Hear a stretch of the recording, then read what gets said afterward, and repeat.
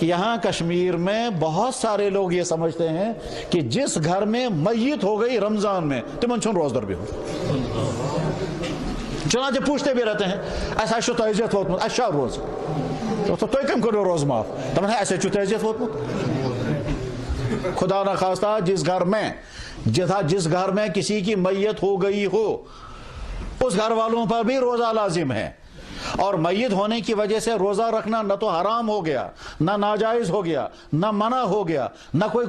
रुख्सत है नहीं। और अलमिया ये है कि साहब अशुवत में तजियत, लिहाजा वाजा भी आया रहा और वुर भी लग रही है और सारे महल्ले वाले आ रहे हैं और खा रहे हैं सबके सामने खोल करके, क्या सब अशु तजियत